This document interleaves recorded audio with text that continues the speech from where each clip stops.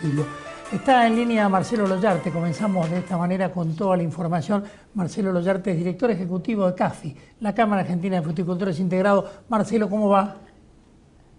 ¿Cómo estás? Tanto tiempo. Gracias por llamar. Todo muy bien, no, el gusto de escucharte y de compartir contigo para poder analizar juntos un poco cómo va esta campaña de peras y manzanas. Mira, vos sabés que fue una temporada que empezó de manera tardía porque el clima, no habíamos tenido los calores suficientes como para que la pera creciera como suele hacer normalmente, así que la cosecha empezó 2 semanas más tarde. Eso se empezó a ver en las estadísticas de exportación, que se vieron con menor volumen. Después en manzanas se recuperó, la verdad que el clima para la manzana fue ideal, fue muy bueno. Y como vos recordarás, en marzo tuvimos el incidente con Brasil, donde tuvimos 10 días sin poder exportar, más una restricción que estableció SENASA después. Así que todo eso repercutió en que hoy por hoy tengamos algún volumen menos de exportación que lo que teníamos el año pasado, ¿no? Aún con menor cantidad de hectáreas afectadas por granizo. Ahora, con la restricción de Brasil, esa fruta que no se pudo enviar obviamente no se recupera, ¿no? Sí, es muy difícil. Vos sabés que en esta actividad hay una frase que se dice que la manzana que no comiste hoy, mañana no vas a comer 2. Hubo que hacer un esfuerzo por redireccionar una parte de esa fruta. Obviamente cuando hay algún redireccionamiento hay una presión de oferta sobre algún mercado. Por suerte no fueron muchos días, si bien es cierto que 10 días en plena temporada es muy fuerte, no solo por lo que no exportás, sino por todo lo que te complica desde el punto de vista logístico. Tenés que enfriar mucha fruta en cámaras en las cuales no rota la fruta, así que tuvimos problemas logísticos. Podría haber sido mucho peor si hubieran sido mayor cantidad de días, y realmente es muy difícil poder ubicar toda esa cantidad de fruta. Vamos a ver cómo continúa no solo el mercado de Brasil, sino el resto de los mercados, para ver de absorber toda la fruta que hay en stock. Contame, ¿cómo está Europa? ¿Cómo está Rusia? Mira, no, como vos bien dijiste al principio, los precios la verdad que no son nada extraordinario. Rusia arrancó muy mal, después recuperó un poquito. Europa arrancó con un stock alto, después se limpió un poco el mercado. Hoy te diría que los mercados están normales. Seguimos obviamente con el tema de que esos precios en los mercados internacionales, a los costos nuestros en dólares, tampoco tenemos margen para salir a ganar mayor cantidad de volumen o para salir a hacer operaciones adicionales, pero te diría que están estables, los mercados están estables. O sea, si uno tuviera que hablar de un dólar frutícola, ¿en cuánto estaría hoy?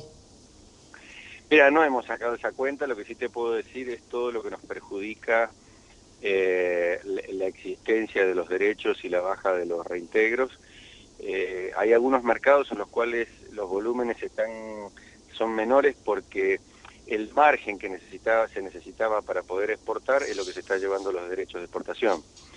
El derecho realmente ha significado una pésima noticia, y por otro lado la caída de los reintegros. Hoy el sector exporta 420 millones de dólares y está transfiriéndole al Estado, en una situación como esta, 65 millones de dólares, 50 por los derechos de exportación y 15 por la caída de los reintegros.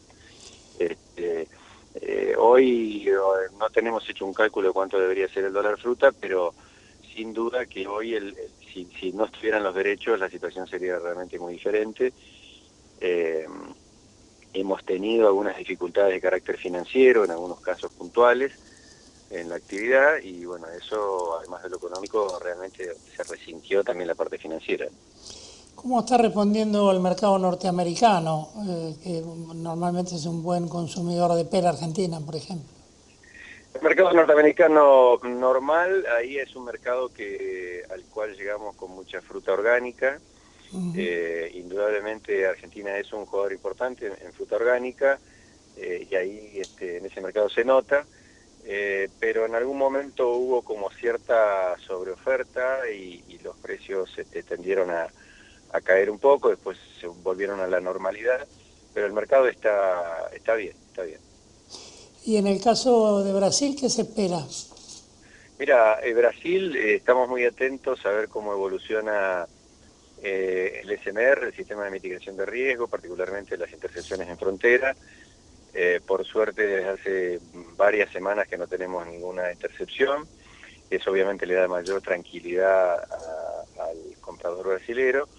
Esperamos nosotros que se pueda volver al flujo normal. Hoy están pasando dos cosas. Una es el mercado de Brasil tiene un tema de su economía real que ha hecho que la demanda caiga, pero también hay un mayor cuidado por parte de los exportadores de monitorear muy bien cuál es el lote que se va a exportar y por lo tanto seleccionar de manera muy fina la fruta, y a veces hay lotes que quedan afuera ante la más mínima duda, entonces también eso reduce un poco la oferta. Brasil, estimamos nosotros que en lo que resta del año va a ser el mercado a monitorear, ¿no? Ahí con respecto a eso te diría que desde la Cámara estamos planteando una posición firme en cuanto a que como región tenemos que poner en marcha un plan sanitario que recupere el estatus sanitario, que defienda, mejor dicho, el estatus sanitario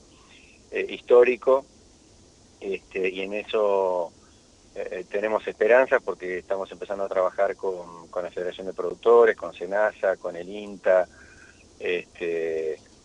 con FUNVAPA, porque realmente necesitamos avanzar sobre un plan integral que abarque todo lo que es el valle, y obviamente va a ser fundamental la participación de las provincias, tanto de Neuquén y Río Negro, como de la Nación, porque evidentemente este es un tema que va a requerir de fondos fiscales, ¿no? Ahora, para aquellos que de pronto de alguna manera empezaron a gozar los beneficios de ese valle que se armó allí en la Patagonia, y que de pronto hoy empiezan a ver cómo la crisis, una crisis que no es de coyuntura, sino estructural, no solo está afectando a los pequeños y medianos productores, sino que también pega por arriba de la línea de flotación a las empresas mayores. Sí, a ver, el valle se ha vuelto indudablemente muy heterogéneo, donde se observan realidades muy distintas. Por un lado, aquellos que en algún momento pudieron hacer alguna diferencia porque o estaban mejor parados, porque eran particularmente exportadores a los mejores mercados, llámese Brasil, algo orgánico a Estados Unidos, o el propio mercado interno en su momento cuando los precios se ajustaban automáticamente, digamos, con la inflación, y después sobre la otra realidad de aquellos que estaban obligados a exportar a ultramar y al resto de los mercados.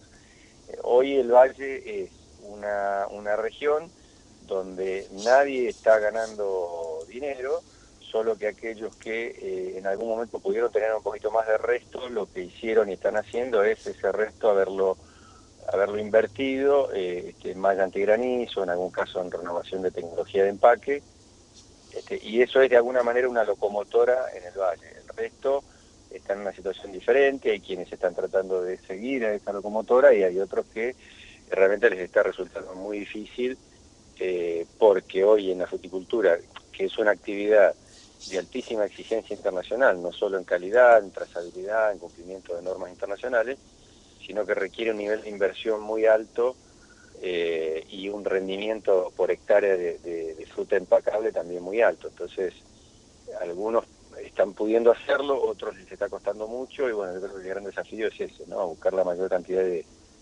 productores que puedan estar a la altura de la exigencia mundial. Ahora, impensado hace algunos años atrás la aparición de emprendimientos hidrocarburíferos, ¿no? Sí, la verdad que la región tiene ahí un tema no resuelto, que es, bueno, a ver cuánto es la posibilidad de convivencia entre la región petrolera y la fruticultura. Hoy por hoy no estamos viendo nada raro, digamos, eh, pero sí tenemos una duda de qué va a pasar a futuro. Hay lugares, por ejemplo, en la zona de Allen, donde la actividad petrolera realmente ha tenido una iniciación muy grande en el sector de las chacras, Y obviamente es comprensible que para aquel propietario de una chacra, cuando está en una actividad que no es rentable y recibe una propuesta de una renta importante, indudablemente la decisión que toma va en ese sentido. La verdad que tenemos ahí una asignatura pendiente, que es pasar en limpio cuánto a futuro pueden convivir el petróleo y la agricultura.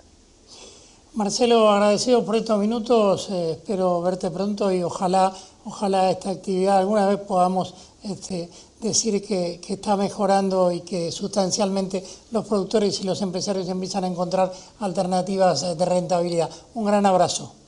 Un abrazo para vos, Horacio, y como siempre, muy agradecidos por ponerte en contacto con nosotros. Un abrazo grande y que tengas buenas tardes.